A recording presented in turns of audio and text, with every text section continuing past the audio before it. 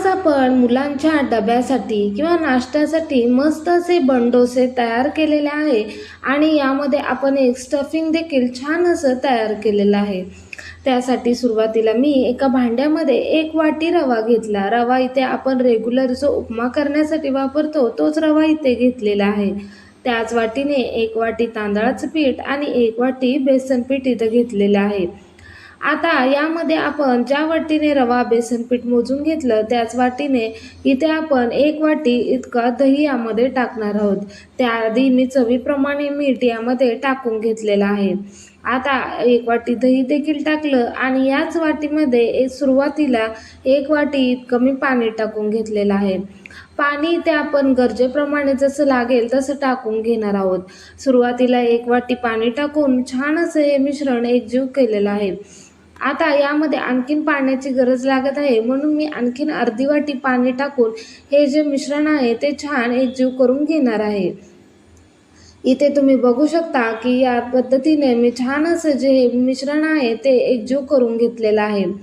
आपलं जे मिश्रण आहे ते छान तयार झालेलं आहे. तुम्ही गरजेप्रमाणे पाणी टाकून छान असं हे मिश्रण या पद्धतीने तयार करून घेऊ शकता. हे 10 मिनिटं आपण झाकून ठेवणार आहोत. तोपर्यंत इथे मी 3 बटाटे किसून घेतलेले आहेत. आपण याचं स्टफिंग तयार करणार आहोत. त्यासाठी कढईमध्ये 1 चमचा तेल मी गरम करून घेतलं. त्यामध्ये अर्धा चमचा मोहरी, अर्धा चमचे जिरे टाकले. जिरे मोहरी चांगले तडतडून की त्यामध्ये आपण जे बटाटे किसून घेतले होते ते यामध्ये टाकून घ्यायचे. आता आपण बटाट्याचं मस्त चटपटीत असं एक स्टफिंग तयार करून घेणार आहोत. आता यामध्ये बटाटे छान असे तेलावर आपल्याला परतून घ्यायचे आहेत. यामध्ये आपण काही मसाले टाकणार आहोत. यामध्ये मी पाव चमचा हळद, 1 चमचा काश्मीरी मिरची पावडर, चवीप्रमाणे मीठ आणि अर्धा चमचा गरम मसाला टाकलेला आहे. हे सर्व मसाले या किसलेल्या बटाट्यामध्ये छान असे एकजीव करून घ्यायचे आणि मस्त असं आपण हे चटपटीत चवीचं असं स्टफिंग तयार करून घेणार आहोत. इथे आपण छान असा हा बटाटा 1-2 मिनटं तेलावर मस्त परतून घेतलेला आहे. आता आपण एक झाकण ठेवून मस्त असा हा बटाटा 2-3 मिनटं शिजवून घेणार आहोत. त्याआधी मी यामध्ये थोडीशी कोथिंबीर बारीक चिरून टाकलेली आहे. कोथिंबीर देखील या बटाट्यामध्ये छान अशी मिक्स करायची आणि आता यावर आपण झाकण ठेवायचं आणि मस्त 2-3 मिनटं ही भाजी शिजवून घ्यायची आहे. यामध्ये तुम्ही आमचूर पावडर, चाट मसाला सुद्धा टाकू शकता. त्यामुळे आणखीन छान अशी चव आपल्या या भाजीला येते. इथे आपली भाजी देखील छान अशी शिजलेली आहे. आपण जे मिश्रण तयार करून ठेवलं होतं ते बॅटर मस्त असं आपलं तयार झालेलं आहे. आता यामध्ये आपण पाव चमचा इतका खाण्याचा सोडा टाकणार आहोत आणि हे मिश्रण छान एकजीव करून घ्यायचं आहे. त्यामुळे आपले जे हे बनडोसे आहेत ते छान फ्लफी एकदम मस्त असे तयार होतात. इथे तुम्ही बघू शकता की व्हिडिओत दाखवल्याप्रमाणे मी छान असं हे बॅटर तयार करून घेतलेलं आहे. आता इथं गॅसवर एक कढई ठेवली आणि त्यामध्ये 1 चमचाभर तेल गरम करून घेतलेलं आहे.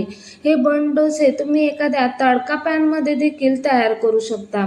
इथं जे बॅटर आपण तयार करून घेतलं होतं त्यातलं 2 पळ्या बॅटर मी यामध्ये टाकून घेतलेलं आहे आणि यावर आपण जे स्टफिंग तयार केलेलं होतं ते स्टफिंग यावर आपल्याला टाकून घ्यायचं आहे.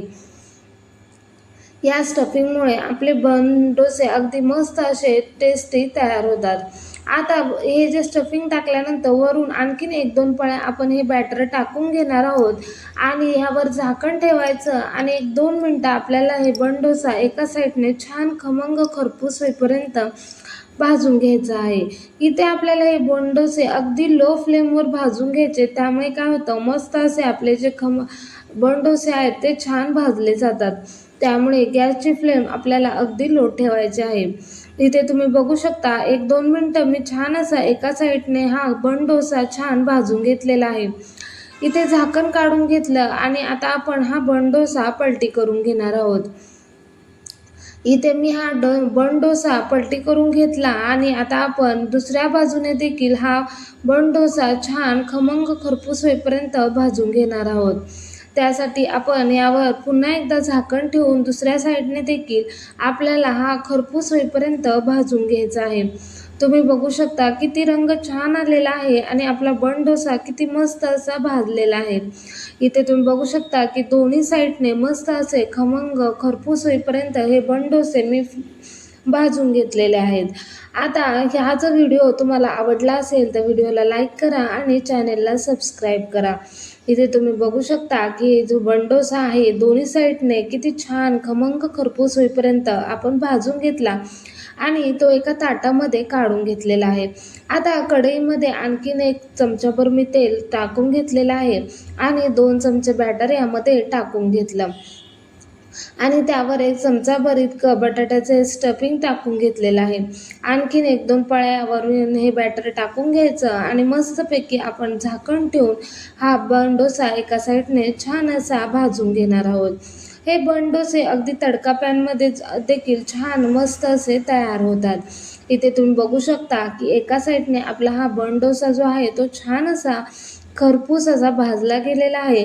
दुसऱ्या साईडने देखील आपण याच पद्धतीने छान असा हा बन डोसा भाजून घेणार आहोत.